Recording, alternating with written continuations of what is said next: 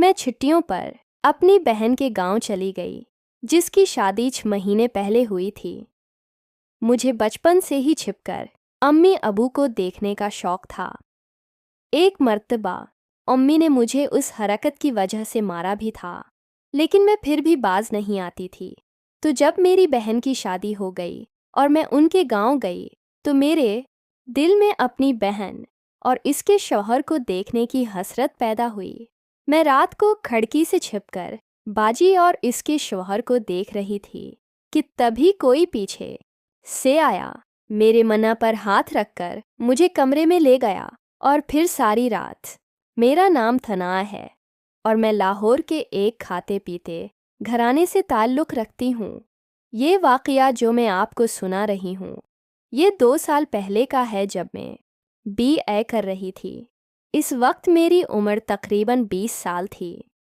मैं बचपन से ही अम्मी अबू को देखती थी और इसी वजह से कुछ बुरी आदतें मेरे अंदर आ चुकी थीं, जबकि मेरी बड़ी बहन बहुत शरीफ और समझदार थी। इसका नाम हना है और वो मुझसे 3 साल बड़ी है। इसकी शादी 6 महीने पहले एक ज़मींदार घराने के लड़के से हुई, जो गांव में अपनी ज़मीनों पर खेती बाड़ी की निगरानी करता था।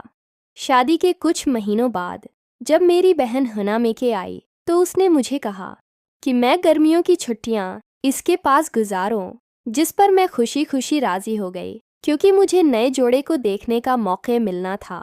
अब मैं गर्मियों की छुट्टियों का इंतज़ार करने लगी और जैसे ही गर्मियों की छुट्टियां हुईं, तो मैं उनके घर चली गई। जब मैं उनके घर पहुंची, तो दोपहर का वक्त था और सख्त गर्मी थी। घर पहुंचते ही मैंने नहाकर कपड़े तब्दील किए और उसके बाद खाना खाया। मेरे बहनोई कामरान भी खाने के वक्त घर आ गए और उन्होंने लंच हमारे साथ ही किया। थोड़ी देर बाद वो दोबारा खेतों को चले गए। आप मैं अपनी बाजी के घर के बारे में बता दूं, ये घर नहीं बल्कि एक महल था, जो गांव से ज़रा हटकर खेतों में बनाया गया था। डबल स्टोरी घर को देखकर हैरानगी होती थी कि गांव में भी ऐसे घर बन सकते हैं। मेरी बाजी ने मुझे रहने के लिए अपने साथ वाला कमरा दिया, जिसके साथ एक और कमरा था जिसमें उनका देवर इमरान रहता था, जो उम्र में मुझसे 2-2.5 साल बड़ा था और पंजाब यूनिवर्सिटी में पढ़ता था और छुट्टियां गुजारने यहाँ आया हुआ था। जिस रोज़ मैं यहाँ पहुँची, इस दिन मैं काफ़ी थकी हुई थी, इसलिए जल्दी सो गई। अगली सुबह तकरीबन 5 बजे बाजी ने मुझे उठाया और चाय दी, जिसके बाद मुझे कहा कि चलो सुबह की सैर को चलते हैं। मैं तो बाजी को इस वक्त देखकर हैरान रह गई कि वह इतनी सुबह उठ गई थीं, क्योंकि शादी से पहले तो इस वक्त के बाद इनकी नींद शुरू होती थी। खैर, मैं इस वक्त चुप ही रही और उनके साथ सैर को चल दी। सुबह ठंडी ठंडी घास पर चलकर मज़ा आ रहा था। 10-15 मिनट की वॉक के बाद बाजी कहने लगे कि चलो वापस चलते हैं, मगर मैंने उसे कहा कि आप चलें, मैं आ जाती हूँ। मैं मज़ीद कुछ वक्त यहाँ गुजारना चाहती थी। बाजी वापस चली गईं और मैं चलते चलते खेतों में चली गई। एक जगह मेरी नज़र पड़ी तो मैं ठिठक कर रह गई। मैंने देखा कि अमरान ट्यूबवेल पर नहा रहा था। मैं आड़ में छिप गई और उसे देखने लगी। मैंने अपनी ज़िंदगी में पहली बार किसी मर्द को इस हालत में देखा था। मुझे शर्म भी महसूस हो रही थी, लेकिन मैं वहीं खड़ी रही। अमरान मेरी मौजूदगी से बेखबर नहा रहा था। उसने पानी में डुबकी लगाई और फिर बाहर निकलकर खड़ा हो गया। मैंने ठीक से जैसे इसको देखा, मेरे मना से आवाज़ निकली। इससे पहले मैंने तस्वीरों में उस तरह की चीज़ें देखी थीं, लेकिन अपनी हकीकी ज़िंदगी में मैं पहली बार ये सब नज़ारे कर रही थी। वो मेरी मौजूदगी से बेखबर अपने जिस्म पर साबन मिलने लगा और फिर पानी में डुबकी लगाकर बाहर निकलकर कपड़े पहन लिए। इसके बाद वो घर की तरफ चल दिया। मैं कुछ देर वहाँ रखी और फिर मैं भी घर की तरफ चल पड़ी। आस को इस हालत में देखकर मैं काफ़ी परेशान हो चुकी थी। घर पहुंची तो बाजी ने नाश्ता लगा दिया। मैं टेबल पर आई तो इमरान भी आ गया और मेरी साथ वाली कुर्सी पर बैठ गया। मुझे उसे देखकर काफ़ी शर्म महसूस हो रही थी। नाश्ते के बाद मेरे बहनोई कामरान किसी काम से शहर चले गए और बाजी ने इमरान को कहा कि वो सना को अपना फार्म हाउस दिखा लाए, जिस पर इमरान कहने लगा, क्यों नहीं, चलो थुनात तुम्हें अपना फार्म हाउस दिखाते हैं। सुबह इस हालत में देखने के बाद मुझे उसके पास बैठने पर भी शर्म महसूस हो रही थी।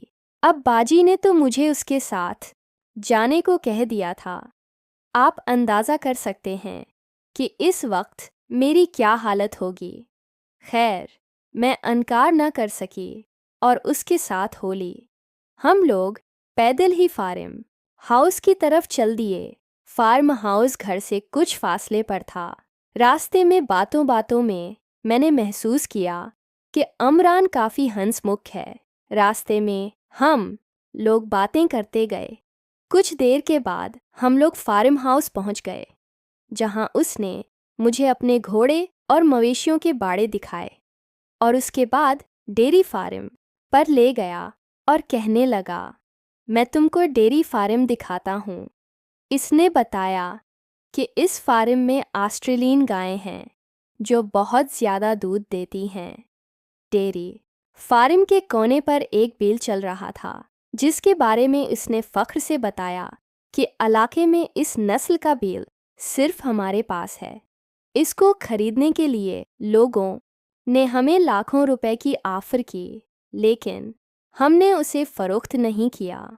अभी हम बातें कर ही रहे थे कि बैल गाय के पास पहुंचा और अचानक इसने गाय की दम को सूंघना शुरू कर दिया। थोड़ी देर के बाद वो बैल अपने काम के लिए तैयार हो गया और वो गाय के साथ शुरू हो गया। ये सीन देखकर मैं बहुत शर्मिंदा हुई और इमरान से कहा, चलो मुझे घर जाना है। क्यों, क्या हुआ? इमरान ने पूछा। ये सब क्या दिखा रहे हो तुम मुझे? ये सुनकर इमरान के चेहरे पर एक मुस्कान आ गई और वो कहने लगा, अरे उसमें कौन सी बात है, जानवरों का काम है, वो गाय को ही करेगा ना। देखा नहीं तुमने, वो अपना काम कर रहा है। बैल अभी तक गाय के ऊपर चढ़ा हुआ था और इमरान इसी की तरफ देख रहा था।